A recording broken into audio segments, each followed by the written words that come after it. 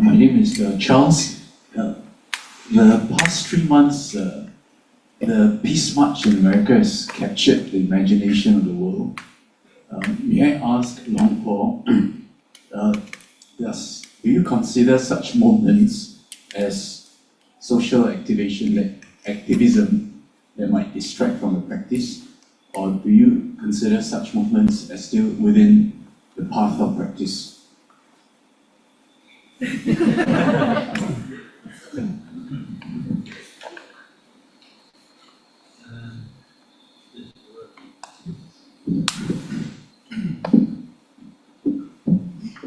be honest, I haven't considered it much at all, one way or the other.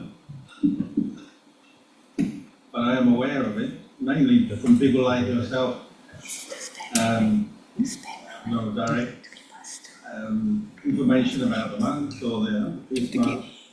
I don't follow that kind of news really. But what we call Jarika or wandering is obviously a tradition since the time of the Buddha and before the Buddha. Monks, ascetics have wandered around. That's nothing new. Perhaps the important thing, whether it's this particular talking about or anyone else, what's the purpose? What's their intention behind their action? How do they live? Just seeing a photograph or a news item doesn't tell you very much about somebody's practice. It just tells you there's a peace march, and obviously as a simple idea, that's good. I would imagine everyone here is in favor of the idea of peace and things that encourage peace, harmony between people, non-conflict, compassion in different ways. Everybody loves a dog. So if you add a dog into the mix, it'll be very popular. But as I said, my information is very superficial, so I don't know. And so normally that's what we do, is that we get to know people, whether it's monks or lay people, over time, see how they live, how they practice, what they teach. And this march may well be a product of good practice, and these monks decided, like I imagine a lot of people in the moment, particularly in America, but not just America, they're probably fed up with all the politics and conflicts, and nowadays most of the news is fairly negative and about violence and disputes and all that kind of stuff. So perhaps they were just fed up with that and said, "Oh, I'm off for a walk for peace."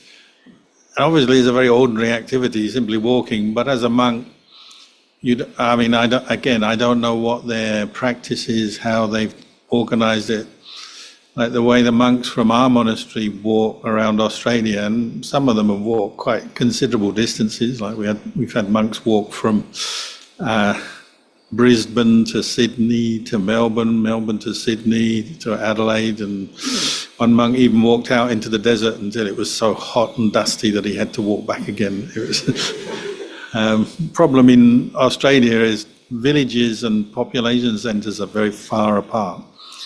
And the way our monks do it, as do many of the other branch monasteries of Ajahn Chah around the world, is they walk on in a way they're not making appointments with people. They don't have a car full of supplies or a group of lay people with supplies following them or attending on them to make sure they get food and all that. They do it in a way we call faith bindabata. So you turn up in a village or a place where you don't know anyone, and you hope for the best as a monk. And that means in the West, say in Australia and other non-Buddhist countries, it means you stand and maybe in front of a shop, and sometimes just get moved on, because shopkeepers don't always want a monk hanging around. But sometimes they do, because they realize it's actually good for business, because people come up to the monk and say, "Do you need food?" And the monk says, "I can accept food, yes." And then they go and buy food, and often the shops do very well out of it.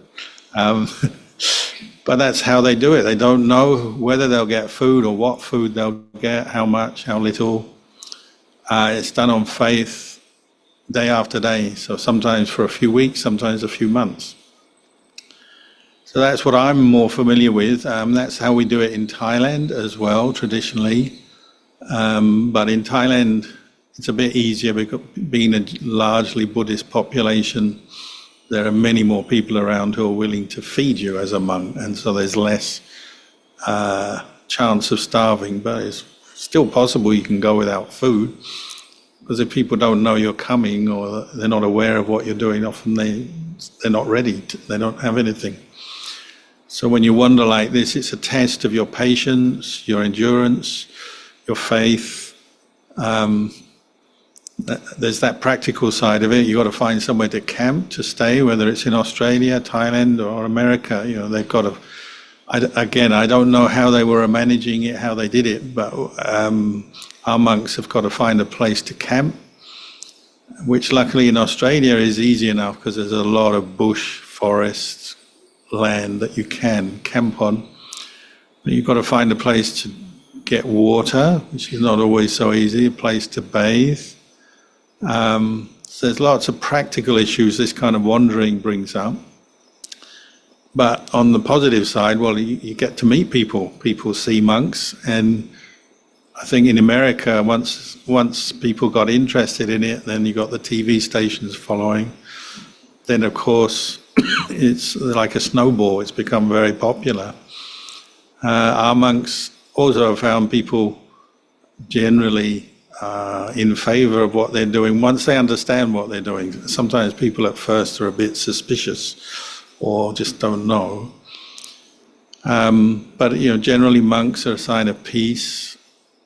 And then it's a chance to meet people, generally having positive interaction, but you'll always get somebody who's a bit suspicious or critical maybe. The first time I went Bindabata in the town in Australia, the very first time, I went with another monk. A lady walked up and said, "Get a life."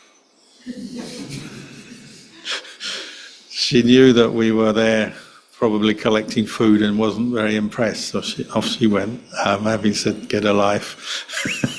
So you sometimes get a negative reaction, but that's definitely in the minority, a rare thing. The majority of people are either indifferent but okay, or actually quite positive and friendly. But again, what's the purpose of it? Just as an exercise in public relations, getting people to see monks, think about monks. I mean, that's how Ajahn Chah encouraged us to do Bindabata, is to go out, and he said, even if you don't get food, you'll get people. Meaning you'll see people, they'll see you, they'll ask questions, and maybe it'll bring a sense of more normality of monks being in the society and wandering around doing their thing. And that gets people familiar with that, so then you're not so strange, you're not so threatening, and that maybe in the long run that has a very good effect. So it's a kind of PR exercise and helping people to be familiar, a little bit more familiar with the form of the monks, literally seeing a monk. And the Buddha said, in the teachings on the 38 blessings, Samananancha Dasanang, seeing a monk is a blessing. So I said, once you get over your initial reservations or suspicions, then usually a monk symbolizes peace, compassion, very good qualities. And so seeing a monk reminds you of those qualities, reminds you of the renunciation, of the spiritual life. For someone who's already a Buddhist, it might just remind them to be mindful, or remind them of Nibbana, or remind them of various Dhamma teachings. So it's a blessing to see a monk or someone in robes. So that's one of the benefits. And then for the monk, it's a time of practice in a slightly different situation than being in your monastery, where you're not sure where you'll sleep at night or how comfortable it will be, not sure of where your next meal will come from. meeting people, having to put up with people's reactions, sometimes positive, sometimes negative.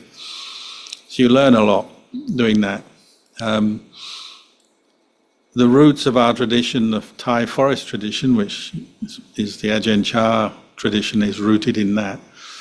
In the old days, of course, in Thailand, it was 85% jungle, as was Singapore once, once upon a time.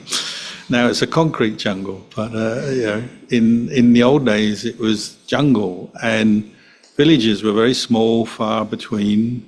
So monks would wander from village to village, looking for places to meditate and practice, and again, not being sure about where they get their food, where they would sleep, how much support they would have. But a lot of Thailand became Buddhist because of the Tudong, or the wandering monk tradition, going around to villages which were not Buddhist. It's not like a country like Thailand and some of the other Buddhist countries. It's not like they've always been Buddhist. As we know, Buddhism started in India.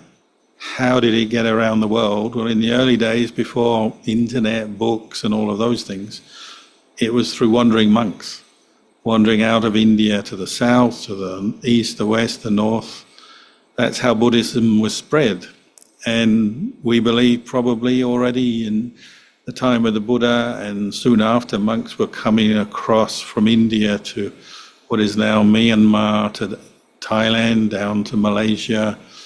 And as we know, over the last 1,500 years, there have been monks all the way down to Borobudur, Indonesia, and of course across to China, Japan, Tibet, and to the east, what is now Afghanistan, Pakistan, Iran even, had monasteries and monks. And that's how Buddhism was spread, by monks wandering. And the first 60 arahants in the time of the Buddha said, go wandering, but go in different directions so more people will benefit.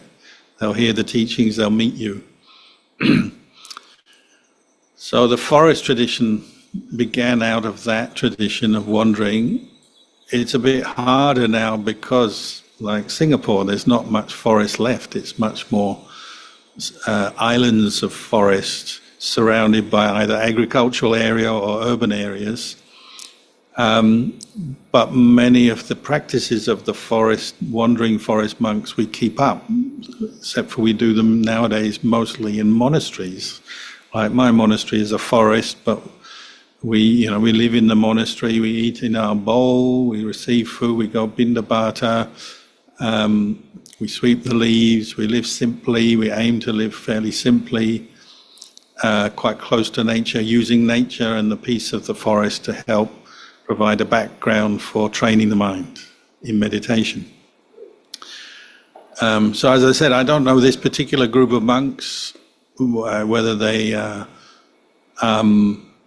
meditate or what their background is. I don't know them, but I would imagine they do meditate. They know the basic practices of Buddhism, the basic teachings of the Buddha. I would imagine they're experienced enough to know that, and so it's one way of spreading those teachings to people, and obviously very popular. So that's a good thing. And as I said, that's a sign of how fed up, tired people are of bad news. They'd rather see a group of peaceful monks walking and what that brings to their mind than news about political conflict, wars, all the problems of the world. That's not to diminish the problems of the world. I mean, there's still problems, but sometimes we emphasize them or focus too much on the conflicts and the problems, and there's not much going on in the terms of solutions and peaceful, positive inputs. So I think people are very hungry for that, and this is a reflection on it. And one other thing I'd say, it's a sign of the times. Like when I first became a monk was in the 80s. When I first became interested in Buddhism was in the 70s, when Ajahn Chah first went to England and they made one documentary on the BBC, which you can see, The Mindful Way, and the Buddha Comes to Sussex. in those days, Buddhism was very fringe, very a minority thing, and most people didn't know much about Buddhist monks. They often saw them in the same light as Hare Krishna, who used to dance around on the streets, and they were quite popular in the 70s. They were seen as a fringe Eastern philosophy, ancient philosophy, very out of date, not really relevant to modern society maybe. But of course that was back in the 70s. Now, gradually over the decades, Buddhism has come out of Asia to the West, to America, Europe, Australia, and it's not just the odd traveling teacher. I mean, now there's monasteries, there's people where I live in Melbourne coming forward every year requesting to ordain as be a Buddhist monk. Some last, some don't, but it's quite normal now, and that's going on all over the world. I mean, there are now Buddhist monasteries in Africa, in South America, every part of the globe. The teachings are all available, obviously, online with internet and publications. But there's actually opportunities to become a monk or a nun, or just practice retreats like we are today all over the world. It's very mainstream, very normal now. You might say still the numbers are small and compared to the whole population of the world, but in terms of just the general public knowing about Buddhism, a bit more about Buddhism, accepting Buddhism, being familiar with it, well, that's definitely happened. Whereas when I became a monk, even, I wasn't the earliest of the Western monks. I'm from the 80s, you might say I became a monk. Lumpur Sumedho became a monk in the 60s.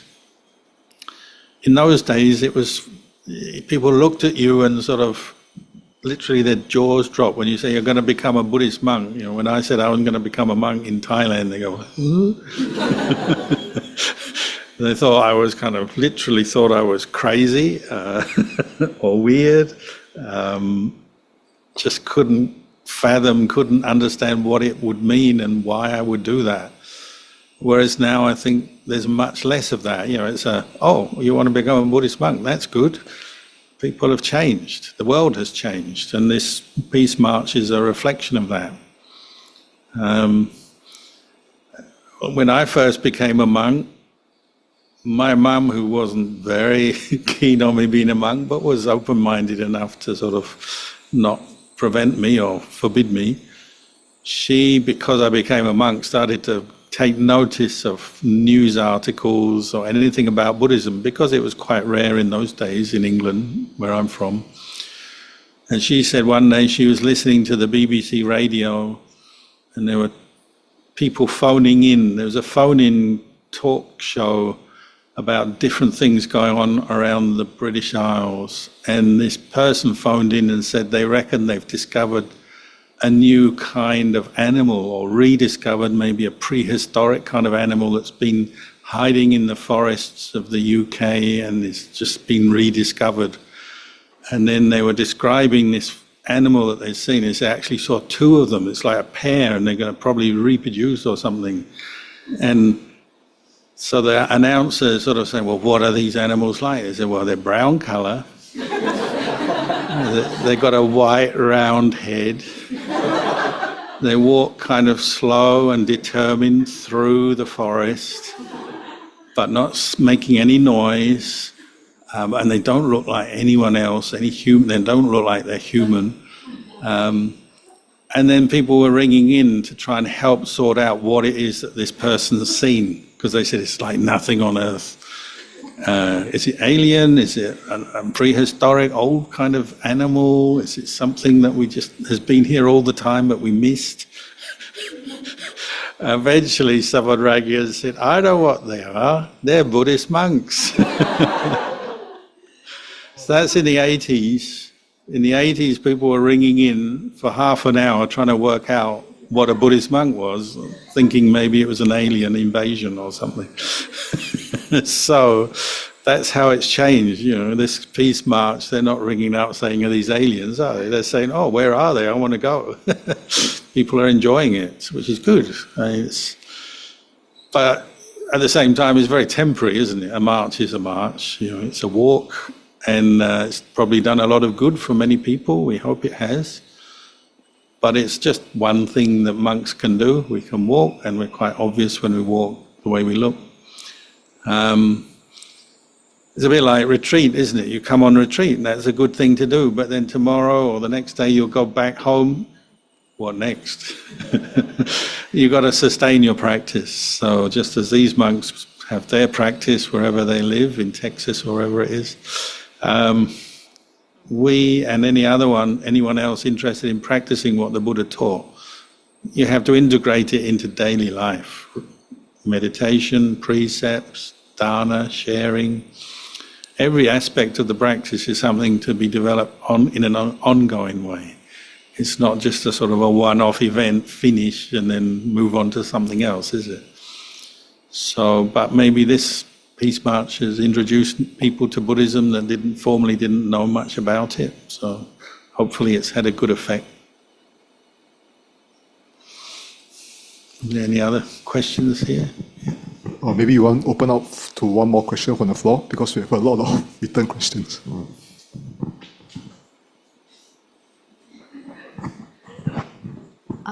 Hi, Long Po. Thank you so much for your teachings. So my question is, how can we best approach fear or fearful feelings? Is it just a kind of aversion? Fearful feeling. Yeah, because sometimes there's just a sense of fearful feeling, but then I don't know what am I afraid of. Without a particular object, it's more just a general feeling. Yeah. Should I then try to identify, tie it to an object or? It's a bit of a cliche, but I'd say whatever works for you. So our general practice for anything is always come back to mindfulness, establish mindfulness. So the Buddha, he would say, well, if you don't know how to do that, come back to your body, your physical body. So say feeling of fear comes up, and feeling can be very overwhelming physically. It's going to take over your body. You feel shaky or jittery or whatever. Mentally, it can kind of paralyze you mentally, and you're sort of stuck and fearful maybe. Come back to something that you can hold on to with your mind, put your attention on first. It could be the breath, if you can. Or the Buddha said, recollect the Buddha when you're afraid. You could recite Buddho, or the chant Iti Piso Bhagawa, something like that. Or some people would like to visualize the Buddha, a picture of Buddha, say. Something that brings your mind back to the present moment that you can concentrate on. So at least you've got something to turn to away from the fearful feeling and the thoughts it might generate. So rather than analyze or kind of work out what it is, I would say try to do that first. Try to calm yourself by turning to something wholesome, something that you've maybe done before, like the breathing meditation or something. But as you do that, you might notice, well, if it's a feeling, you might start to notice this feeling. Where is it? Is it your whole body enveloping you, which fear can do? Or maybe it's just localized. The chest is a common thing. You feel kind of tension in the chest, tension in your muscles. Or is it more a mental thing where you just sort of have an idea of something, impending doom, worry, what's going to happen in my life, or maybe someone else is in fear or suffering in some way and you're feeling fear for them. That's possible as well, based on your attachment to another person. But identify where it is. Is it a feeling in your body? Where is it? How is it? So you can ask some simple questions. Or if it's a mental thing, ask yourself, what's going on here? What's happening? And if there's no obvious threat, nothing around you, we ask yourself, well, okay, so you can say, well, it's happening, I feel this fear, this is how I feel, but how real is this? Am I creating this out of nothing? One of the ways we translate the word sankhara is creations or fabrications, things we bring up and proliferate on, think about a lot in an uncontrollable way. So fear tends to be a very good example of that. And there could be something that's a trigger, so it could be just the dark. It's dark, so and your mind fills in the blanks with all kinds of possibilities. Or it could be a strange pain in your body or a lump or something, and you go, oh no, I must have cancer, or this is the end. And maybe it's just a very ordinary little thing, but already the mind is caught up in fear will start to create a lot of things. Or fear in mundane situations. Maybe you see someone at work and they don't talk to you. Normally they talk to you, but today they're ignoring you. It's like, oh no, have I done something wrong? Do they not like me? Maybe it's your boss or something. You say, oh no. We tend, where there's not much information, sometimes we fill it in with our own creation and our fear, and it's accompanied by unpleasant feelings as well as negative thoughts. Like you say, it tends to be a form of aversion. There's something happening we don't want, we don't like, or we think there's something happening that we don't want, don't like. So we go to aversion. But anything that brings us back to the present moment, the mindfulness, will tend to calm us a little bit at least, and then we can see maybe clearer, what are we doing? Oh yeah, I'm doing this myself. So an obvious one is something like with health issues, when you have a possible health issue but you don't yet have the information, it's just a pain or something seems wrong but you don't know what. And the doctor can't tell you that we're going to do tests and you won't know for 10 days. And that can be 10 days of hell because you're just the worst. I'm gone. Write your will, say goodbye to everyone, and then the doctor comes back and says, you've got nothing wrong with you. And this happens because people come and tell me. I know it can also go the other way and things can go wrong, of course, but it can often be just our mind creating the worst, seeing the worst in a situation. And we're doing it to ourselves because of a lack of mindfulness and lack of wisdom at that time. So sometimes you have to teach yourself, and often very simple teachings are effective. So you say, it's not sure, the world may collapse tomorrow or may not. I may be ill with cancer or I may not. There may be something lurking in the dark corner of my bedroom or not. And you have to maybe question some of the thoughts and the things that this fear is bringing up, or seems to bring the fear with it. And also observe it, is this fear on a scale of 1 to 10, is this the most fear I've ever felt? Or is this average fear today? Or is it just minor fear, a little bit of fear? Is it changing? Is it fear constantly for an hour? Or is it just a few moments and then gone? Or is it, you can ask questions just to help yourself see it more as an object of mind that you can now be mindful of, understand better, rather than just running with it and getting worse. I think you also mentioned, though, sometimes it doesn't seem to have an object, and some fear is just karma, old karma.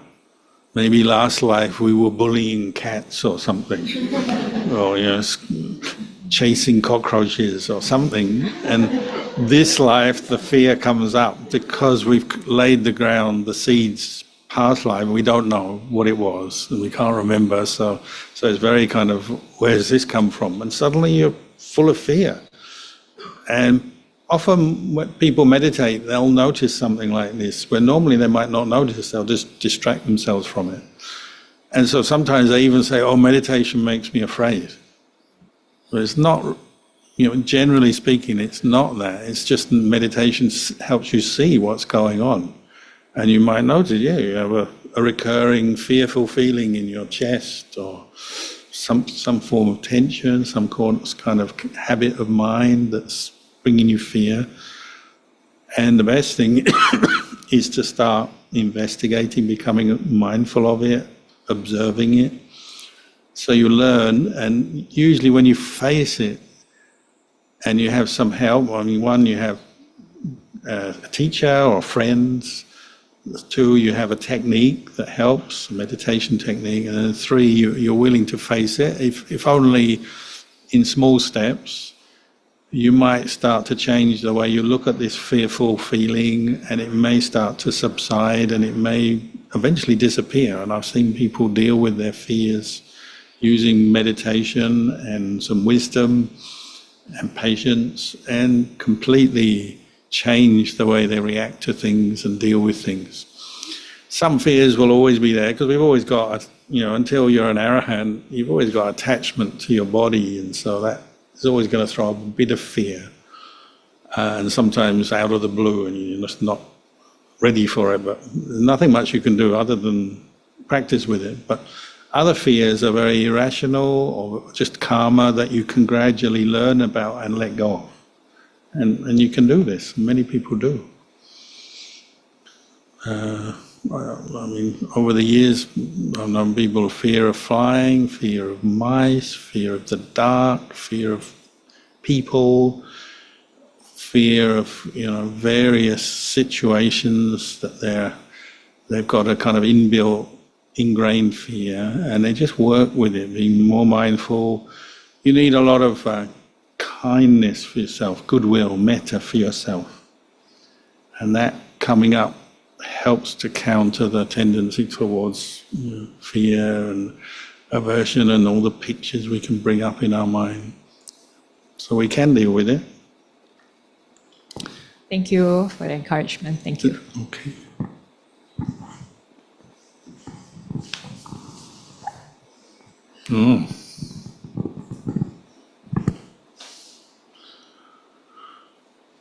Question: if one has the means to lead a simple life, how important is it to do full-time practice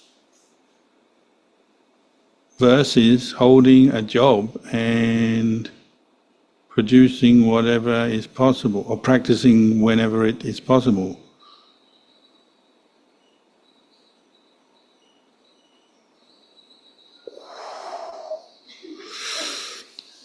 The question from a perspective of something young, somebody who's younger. Well, this is something very particular, I think, to each person, each individual. Like, a small number of people seem to be ready and suited to become a monk or a nun, renounce the world. It may be a growing number, which would be a good thing, but it's still a fairly small number. A lot of people are still relying on the world, you might say, and they get their education and they feel they have to get a job to look after themselves, maybe to look after parents and other family members. That's the normal sort of way we do things in the world, so that's totally, you might say, to be expected. Most people would do that.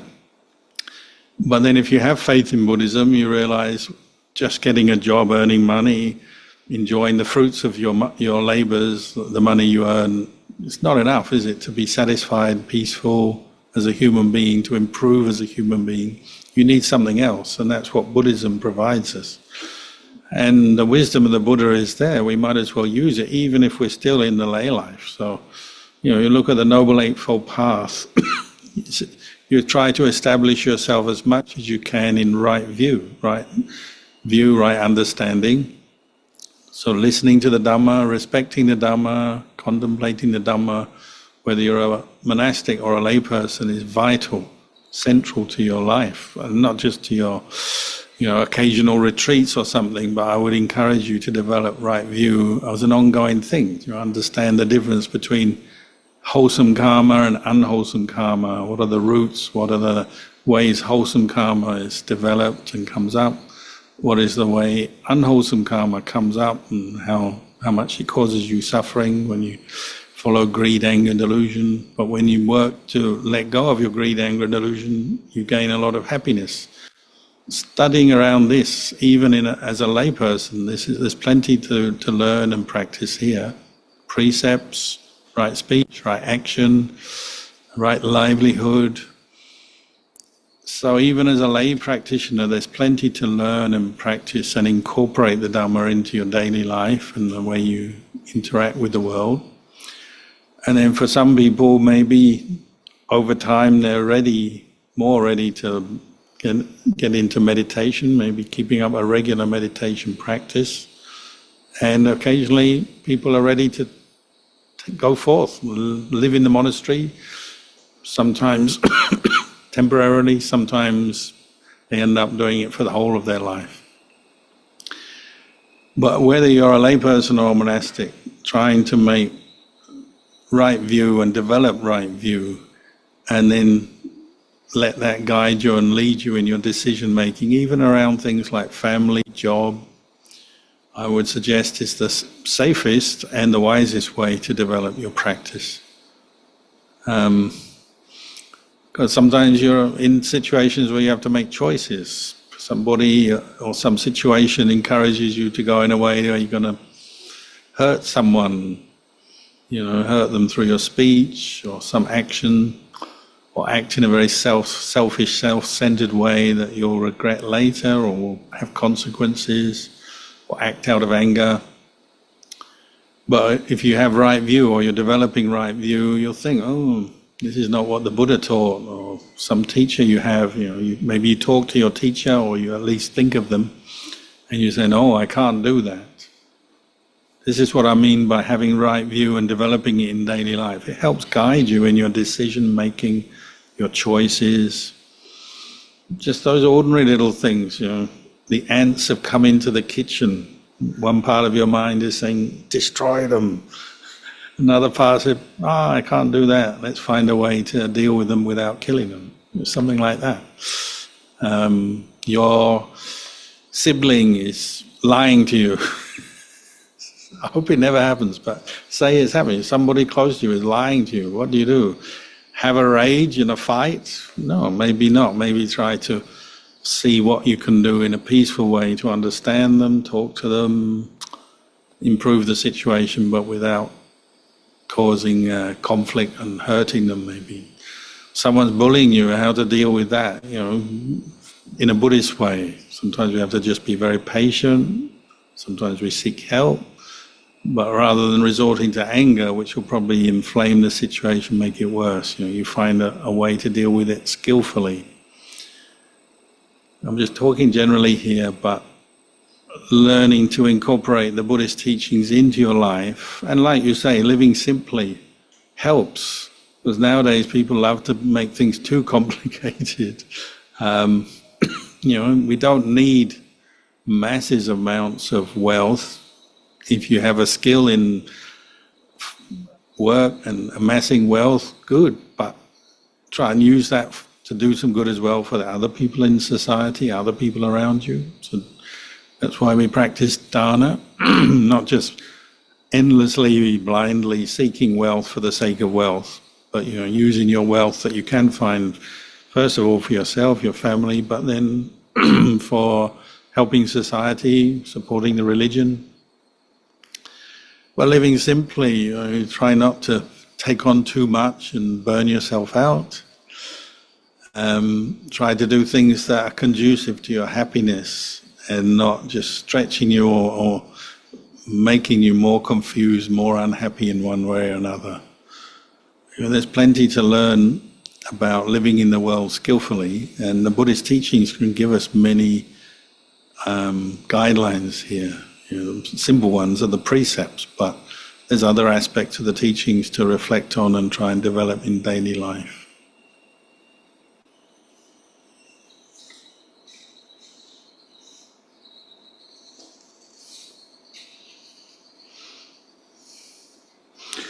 Dear Ajahn, what is the recommended duration for daily practice, please, and when is a good time to do it? And sitting, walking, or chanting, are there any order that you would recommend? Some things we do based on what's worked before. So if you already have done a bit of practice, and often people say practice, I think what you mean is meditation, but like you said, it's not simply that, it's also listening to Dhamma from time to time or reading Dhamma. Chanting is another way we both reflect on the Dhamma and can practice mindfulness, particularly when we're tired. Chanting is a good thing to do. But, if you found a certain time of day has worked for you in the past, well, maybe try and develop that as a regular thing. So some people are morning people. First thing in the morning before you go to work, you've got a bit of time, or you make a bit of time, and you're fresh, the world is quiet. That's a very good time to meditate.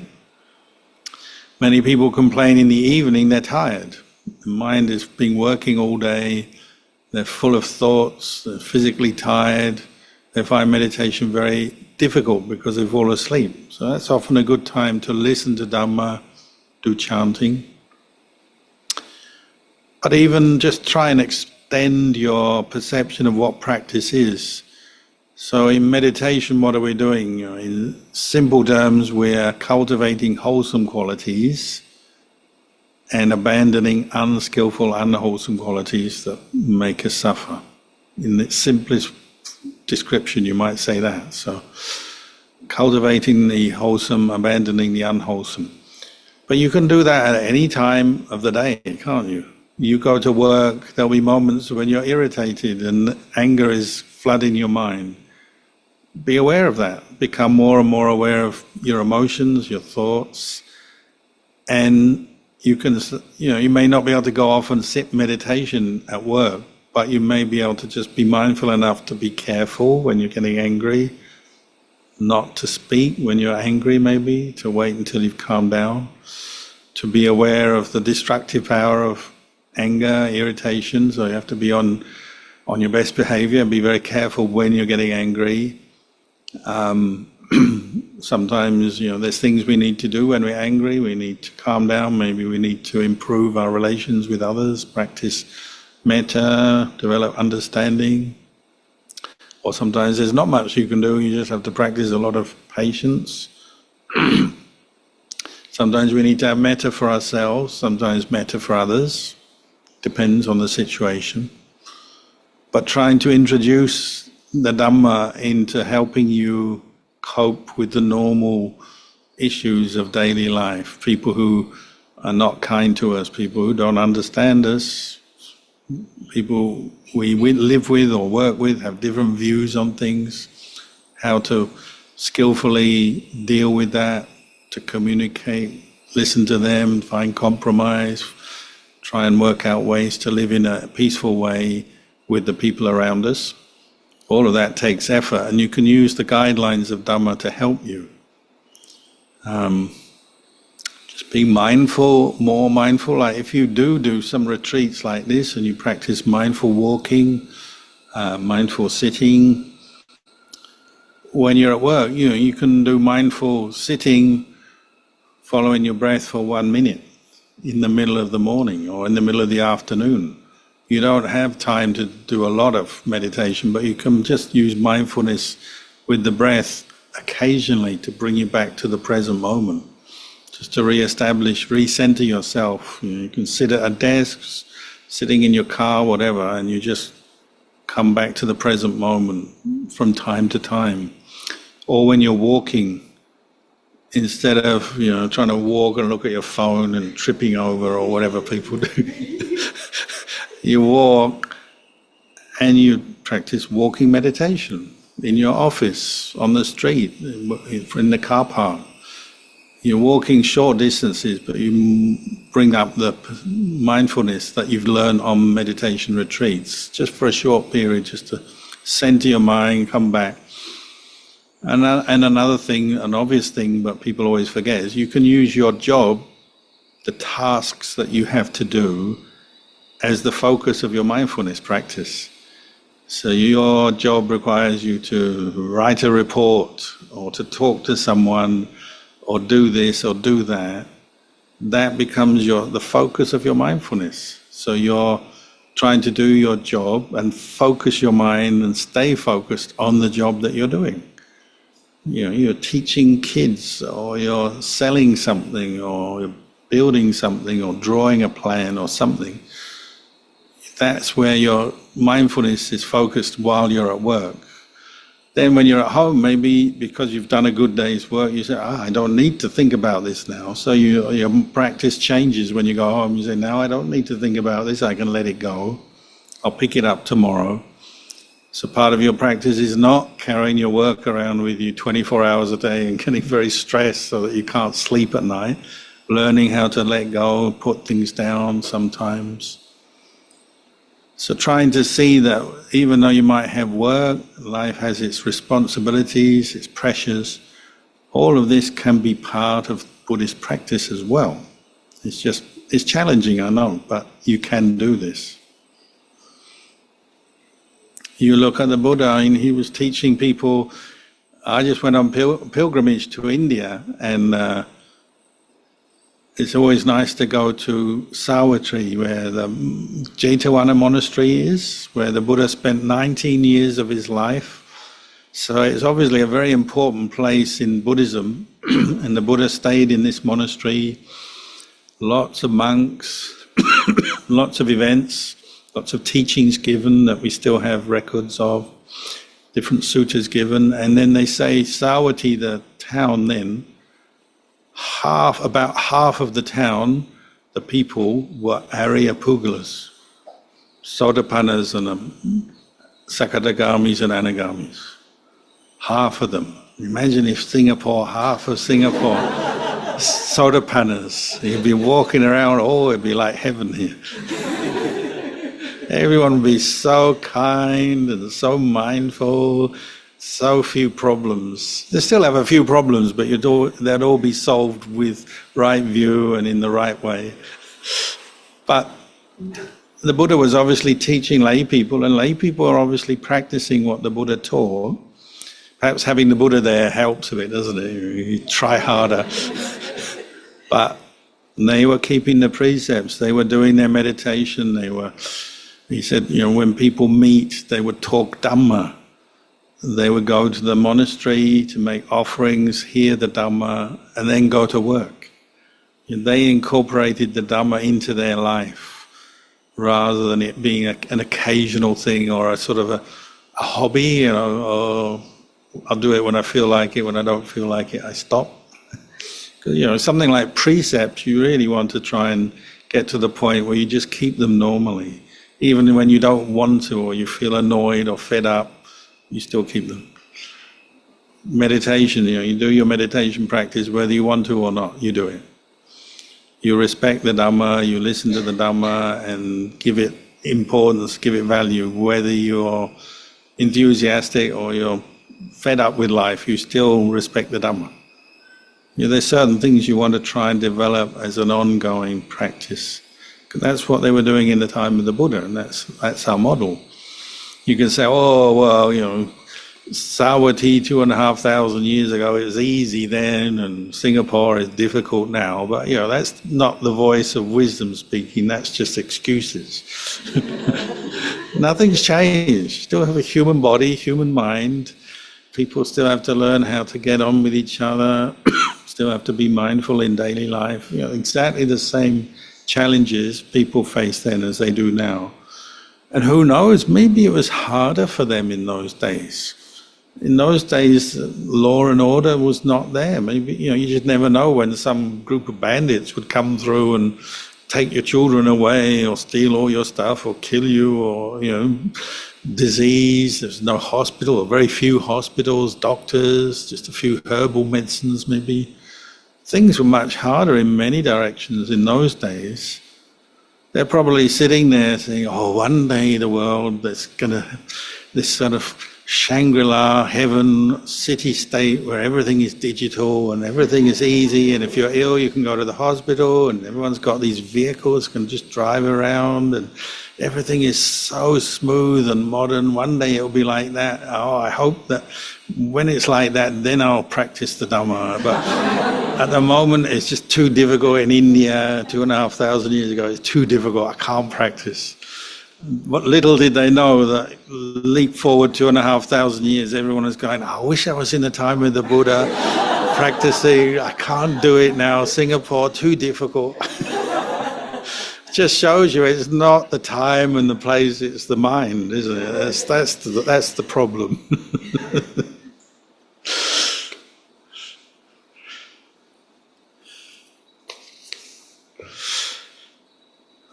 Don Paul, thank you for your guidance. Couldn't thank you enough. I do share a similar experience when I was doing a mindful walk in the hotel when my child was sick. The joy I felt was really peaceful there, and then sometimes when I sit, there's an urge for me to go to the toilet, but I hope to control the joy was serene. I think that's what it says. Well, of course, sometimes you meditate and you need to go to the toilet. You have to weigh it up, don't you? Don't push yourself, to the point where you burst your bladder. Or it isn't a joke, actually. I know a few monks. I know one monk who got an infected bladder because he was holding it too long, doing many long sits. And even Ajahn Chah, if you read his biography, when he was dealing with fear of ghosts, he sat all night without moving, and in the morning his urine turned to blood. Basically, he pushed too hard physically, but he was willing to do that because he was letting go of his fear. So in that Ajahn Chah, you trust that he knew what he was doing. But a few people have maybe pushed themselves too much, so don't burst your bladder or whatever, but try and manage this. What I found is if you're really peaceful and mindful, you can go to the toilet, come back and carry on sitting. And you're okay. You can do it, and your mindfulness is not ruined, not interrupted. If it's really good, strong mindfulness. And like you say, it's possible in a very disturbing situation, like you have a child that you love is sick. Of course, normally that would be foremost in your mind. You're worried. We even use the phrase, don't we? Say worried sick. We make ourselves sick worrying about someone else we love who's sick. But then if you can meditate in that situation and achieve some mindfulness, calm yourself down, achieve some peace, that's a really good thing. That's the most useful thing you can do for the child, because if you're peaceful, you'll think straight, you can be there for them, you're not letting your worries interrupt you or cloud your judgment. So actually being mindful and aware is the most useful thing for the people around you. And it's not being selfish or not caring, because someone's peaceful and happy next to someone else who's sick, is not that you're indifferent. It's just that you're able to look after your mind in that situation, and you may still be offering help to the person, and now it's from a place of calm, maybe equanimity, you might say, detachment, and you can then do the best job possible. What's the alternative? If your child is sick and you're panicking and running around not knowing what to do because you're panicking, you're not helping yourself and you're not helping the child, are you? So it sounds like a very good experience. So it shows you what you can do, even in when there's a lot of pressure, and you're tempted to panic and go freak out because your child is sick, but you can be mindful, keep your mind together, do the right thing. Well, that's a good thing to spur you on to do it again. You can repeat that next time. So often it's quite hard to repeat these things.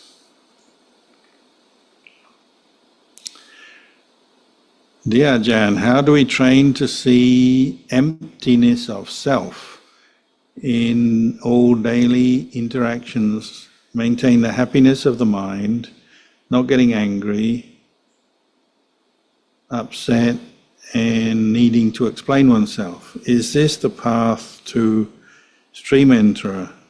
If so, how and where to start in contemplation of the body?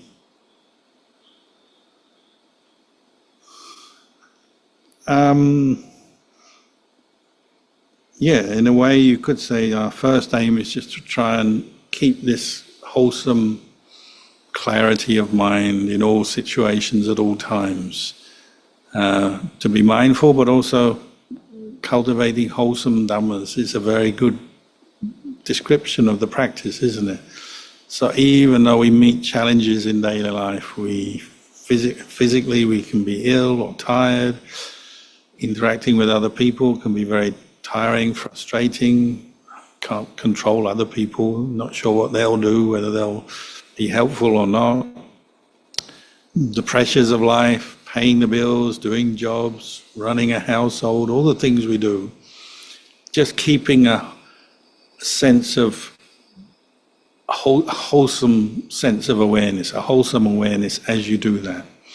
So you may not yet be having deep insight into emptiness because you've got too much to do perhaps, but just keeping your mind wholesome, not giving into anger, selfishness, jealousy, rage, fear, anxiety, all the kind of normal things that can affect us. Just learning to practice to recognize them and start letting them go and keep your mind in a more positive, wholesome state is a really good beginning point in the practice. The precepts will help, recollecting the Buddha, the Dhamma, the Sangha will help. Practicing dana helps because you learn a lot practicing dana, sharing, helping others. Being patient helps. And then when you've got some free time, doing more, you might say, intense meditation, so like we've been doing here, keep up a regular meditation practice. And if you are learning to abandon the unskillful states of mind in your daily life, when you come to meditate, often you find your mind settles down a bit quicker. And if you've got time, and sometimes you've got a lot of energy, you really put energy in, well, maybe you'll experience a real state of emptiness, your mind gathers into samadhi. It may not be every time, but if it's from time to time, that really gives you a boost in your practice, a sense of this is going in the right direction, this is something very useful for me. One of the obstacles is often we're always thinking of past experiences that we've had that were good and then being annoyed that we can't recreate them. But try not to get caught into that way of thinking. Just accept sometimes we're peaceful, sometimes not. Sometimes we put a lot of effort into our practice, sometimes not. Just keep going and maybe looking at how to develop more mindfulness, more wholesome states of mind. And just keep going. Ajahn Chah used to say, the secret to practice is just keep going, keep doing it. Don't give up. Whether you're a lay person, a monastic, learn to be patient and just work through the obstacles. And if you don't give up and you don't turn away from Buddha, Dhamma, Sangha, then there's going to be something that gets established in your mind, doesn't it? It's no longer just a hobby or a sort of an occasional thing you sort of dabble in or follow somebody else maybe, but actually becomes part of your life. The way you think, what you hold dear, what you hold as highest and important, then you'll find it kind of almost draws you on. The Dhamma will draw you on and you'll keep learning and keep improving.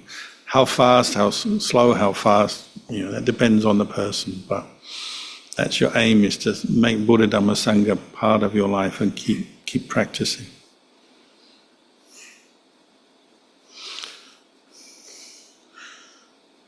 Dear Ajahn, may I know how can I motivate myself to put more effort in my career, please? I don't really need the money, but it's nice to have more money. It sounds like someone wants everything, don't they? It's nice to have more money. Famous line. Well, before you have to motivate yourself to put more effort into your career, maybe just ask yourself, what is your goal in life? What are you aiming for? If you've got a job, fine, that's an achievement, sure, and you will have to keep putting in effort in an ongoing way because we need to pay bills and that job that you're doing needs to get done. But ask yourself, try and step back and look at the bigger picture. What's going on here? Is the job, the career, the whole of your life? Soon you will retire, semi-retire, completely retire maybe. You won't do this job forever. maybe before you retire, you'll move to another job, another company, another position. So jobs are important, but they're also temporary. So you need to put effort. You do the best you can, but at the same time, that's not the be-all and end-all of life, is it? Because one day you won't be doing it. One day everyone in that company will be retired or even passed away. One day you'll retire, you'll pass away. It's not everything. Whereas what we call samsara, you might say, is everything. Why was the Buddha teaching? He's saying, well, you'll be doing this job for a while, and then you retire, but you still have to face the basic sufferings of a human being: getting old, getting sick, death, separation from everyone you love and like. These are things we have to deal with, whether you have a job or not, or whether you're progressing in your career or not. You still have to face these things. So normally I recommend we'll practice the Dhamma in conjunction with your job.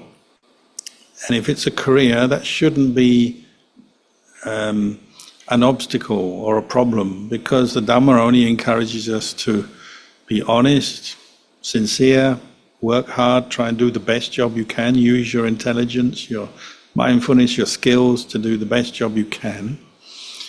But then also, because we're aware of the bigger picture, well, some of the money you earn, I know you say it's nice to have more money, we'll share that with those who need it. If you say you don't really need the money, so you obviously understand what amount of money and wealth you need. If you get more, well, there'll be people who can benefit from it. Maybe you have aging parents, or someone you know is struggling in some way, or maybe the wider society. There are groups of people, the sick, the poor, or supporting the religion is a very good thing to do. Different kinds of dana, voluntary work, dana, maybe put some of this extra money to good use. And what people find from doing that, their own intelligence and success in their work is not hindered at all. Often it grows and improves. And they learn new things, new skills. They do a lot of good for themselves and for others.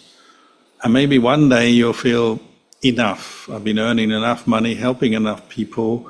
Now I don't need much money now. Like you say, how much is enough for you. Then maybe you actually retire, maybe retire early even, and put more effort into the Dhamma practice.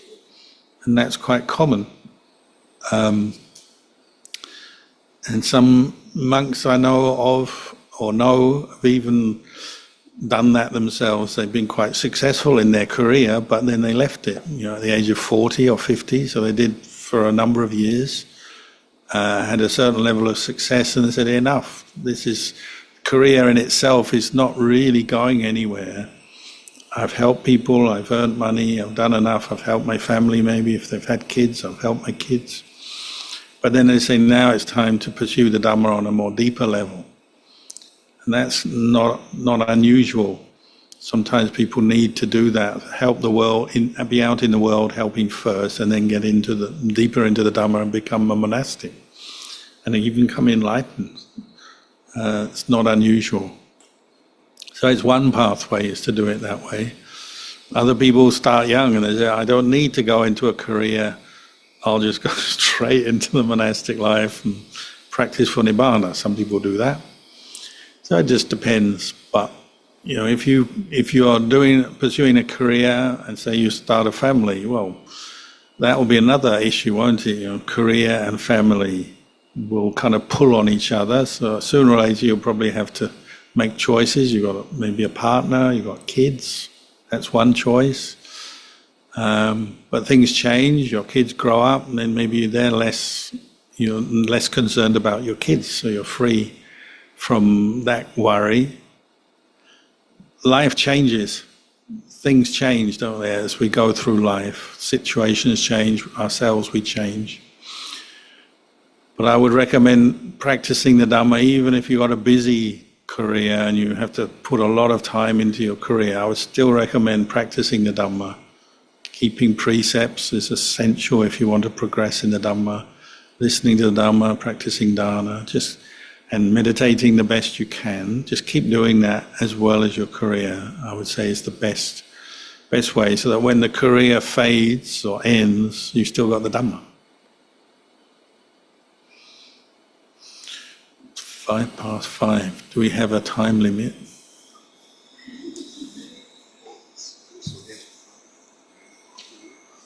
Are you happy for me to answer a few more questions? No one rushing off for the big dinner?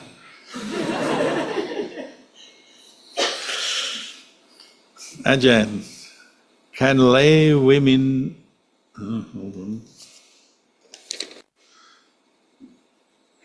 Can lay women stay at your monastery for meditation? What period is the best time? The best time is when the accommodation is finished, and it's not yet, but it's almost finished. So probably within another month or two, we might be able to start accepting lay women to stay, and then you'll have to go to the website and contact us by email. Say, I want to come and stay, and it'll be a process like that. So almost there. The building is finished, we're just finishing the surroundings, haven't got our permit yet. And you know in Singapore how important permits are. But we hope to have it soon. As far as the men, they can go anytime. We've got the accommodation ready.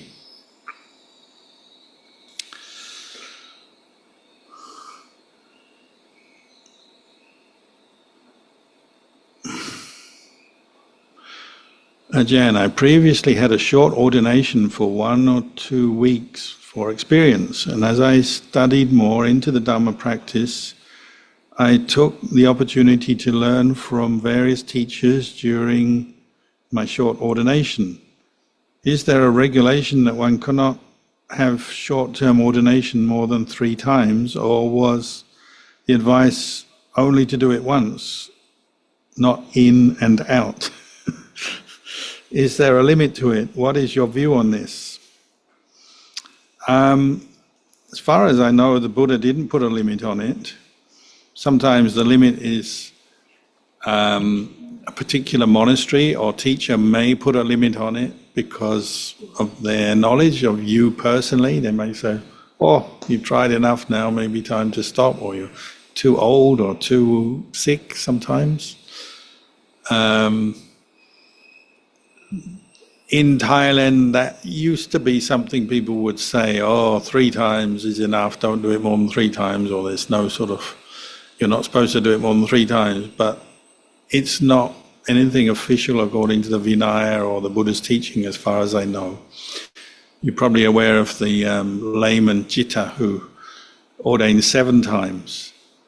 And kind of good example of how 6 times he went forth, missed home, didn't get beyond the hindrances, was always kind of fuzzy-headed, didn't really progress in his Dhamma that much as far as we know, and so he'd end up disrobing to the point where all the monks said, oh, this guy keeps coming, ordaining.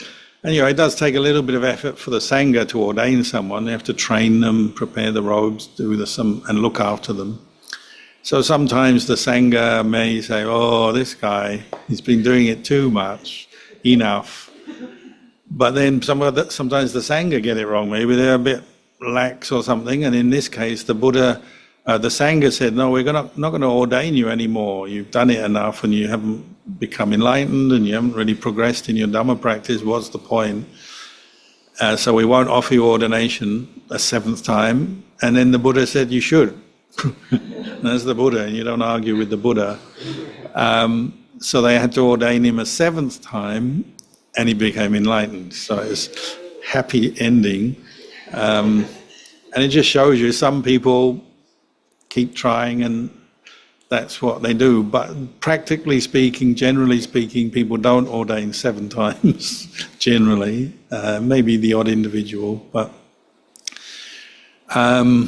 our monastery, we do a kind of temporary novice ordination program, so 1 or 2 people have done it a few times over the years. People who would like to be a monk, but they have work, family commitments. So it's one way they can taste the monastic life. But maybe you go on the individual and how they're approaching it, how sincere they are, how it's going for them. Are they able to keep the rules? I mean, that's one factor. There's a lot of rules to keep in the monastery, whether you're a novice or a monk. And to do it properly, you have to keep the rules. You have to be willing to keep the rules. It's not something you say, I just want to be a monk, but I'm going to have my dinner and I'm going to have a TV in my room and all, which does happen. Not in our monastery, but it does happen. You want people to practice sincerely, so that would be a crucial thing. And then there's a health issue as well, because sometimes people getting older have more health issues, and just have to accept if you're very unhealthy or have serious illness, maybe it's not appropriate to put that burden on the lay community who have to support the Sangha. Taking people in who are seriously ill is not recommended, and we actually have to check their health before they ordain. So that's another factor. So there's a few factors, but it's not unheard of for a monk, somebody to come forward, become a monk for a few years, and then have doubts, their worldly yearnings to go back, have a family, or do other things, catch up with them, so they return to the lay life. And then they go to the lay life and they go, oh, I don't like this. Because they've got used to being a monk and they appreciate the monk's life. They go, oh, I don't like this. This isn't what I bargained for. And they come back and be a monk a second time.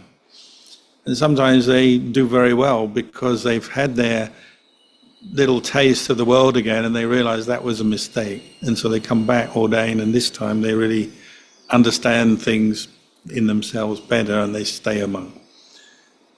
So that does happen as well. I had one friend living in northeast Thailand. You get a lot of the monks coming from the villages around the monasteries there, and they're pretty poor rice farmers. There's not a lot. If you're a monk and you go back home, there's not a lot you're going back to. For many of them, I had one friend. He was a monk for 17 years, and he felt his practice was going nowhere. He was fine. He was a very kind, pleasant monk, but he just got full of doubts and thought there's no future in the robe. So he disrobed. He went home, and the first day at home, he sat there at home. His mum's still alive, and his mum said, "What are you doing, sitting there?" He said, "Oh, I was waiting for someone to bring me my food." Because he'd been a monk for 17 years, he sort of got used to that. And the mum said, "What do you mean you're waiting for someone to bring you your food? Go out and work and earn your food and sort that out." And he got so scolded by his mum. Within a few months, he was back in the robes.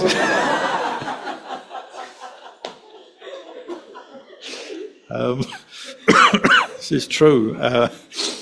So that's probably the most classic I've heard. You get various variations on a theme. But if you're a monk, I mean, it's very hard to understand what a monk feels and thinks if you haven't done it. Like, I could spend all day trying to explain it to you. If you've never been ordained, you'll never quite understand. So you just have to sort of accept that something that the monks themselves, whoever becomes a monk or a nun, will work out for themselves. And obviously some people think it will be good or better and it doesn't work out. They're not peaceful, not happy. Other people are pleasantly surprised and they think they'll ordain temporarily and end up staying their whole life. So it works both ways. But it's something, in the end you'll only know by doing it yourself. It's like trying to explain the land to a fish. They just can't get it. Or explaining to a human what it would be like to live in the sea all the time. We can't really know, can we?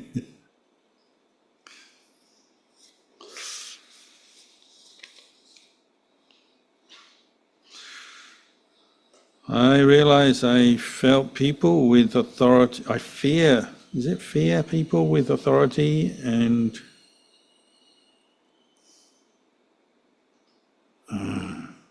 difficult to read.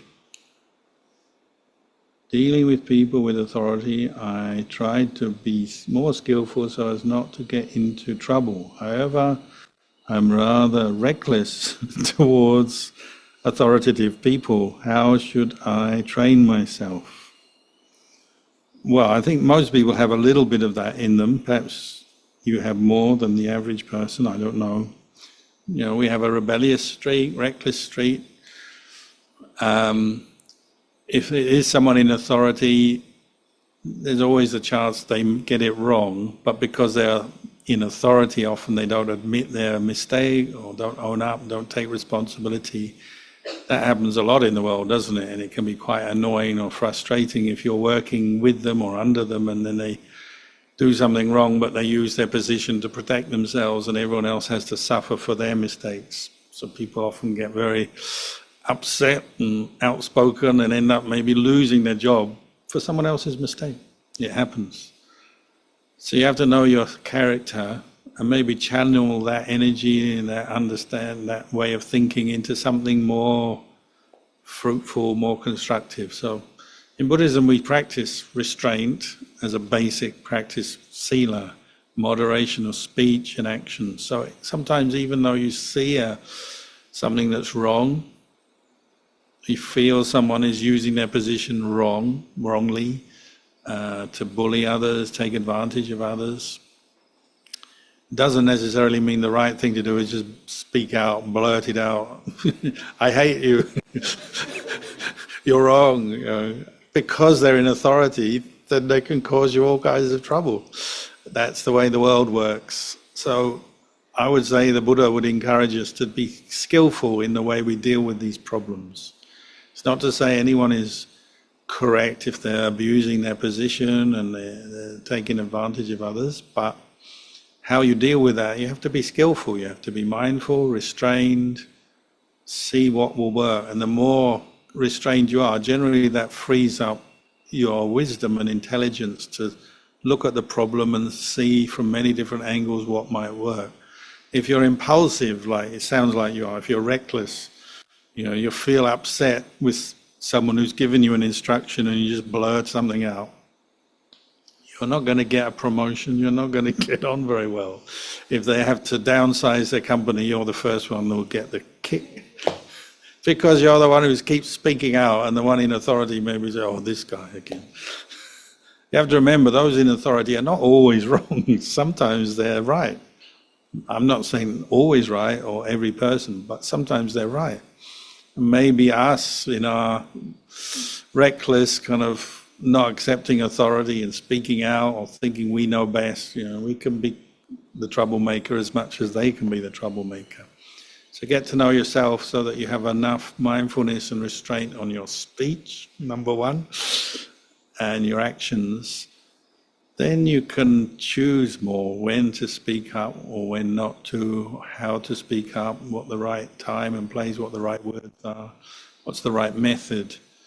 And if there's a genuine abuse or something wrong, well, maybe you carefully pick the right person to talk to or the right way to go about it. If you're reckless, you know, by definition, you just say what you want to say and do what you want to do, but without thinking, you probably make mistakes. Even if you have a good case, sometimes if you just do it in a reckless way, it's counterproductive. So, you know, might as well get the principles of good practice right first. You know, restrain your speech, your actions, practice mindfulness, practice patience, and then see what needs to be done and try to do it in a balanced, compassionate way. You know, I notice in monastic training, you know, it's a system that sometimes there's a sort of a sense of there's a senior monk, either one or a group who are running a monastery or in a sort of position of authority.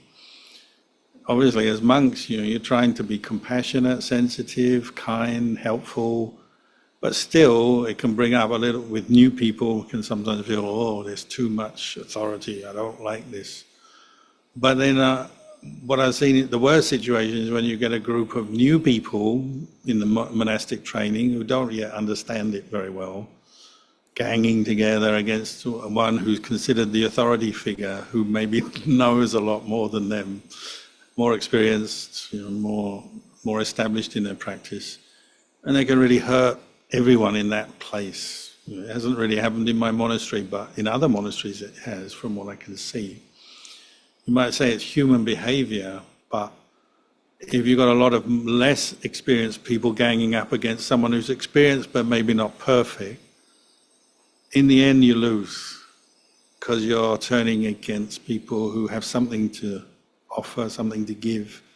They may not be perfect, but they still have something. And you turn against them, then the whole system is going to crumble, isn't it? And this is why the Buddha said, the basis, say, for monastic training, monastic institution is you respect your elders, because they always know something more than you. If they're an elder, they've been around longer than you.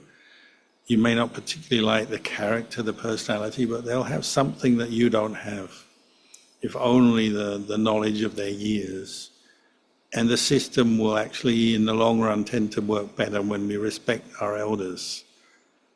It doesn't mean to say you always agree with them, and doesn't mean to say you can't suggest things and try and change and improve things, but you still have to respect the elders.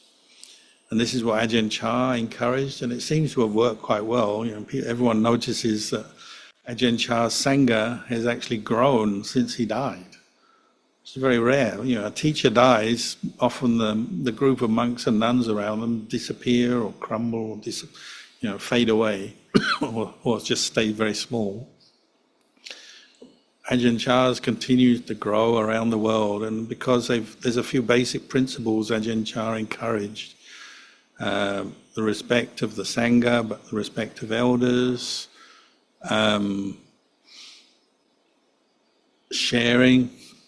So like, in an Ajahn Chah monastery, you have a shared communal store.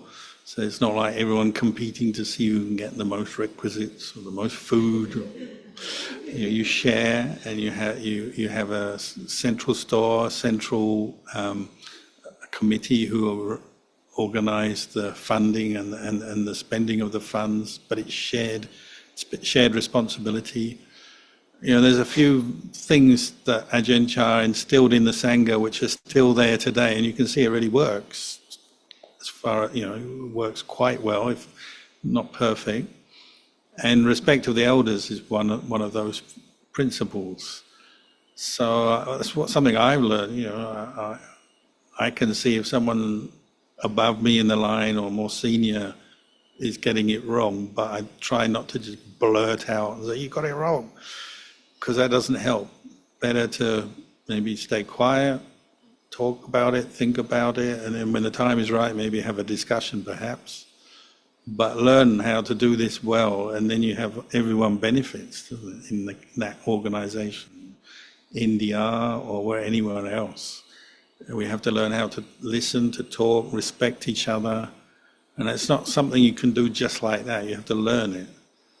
And what's the enemy of that? Well, one part is the recklessness of the mind that just, I don't care if he's right, I'm going to put forward my opinion.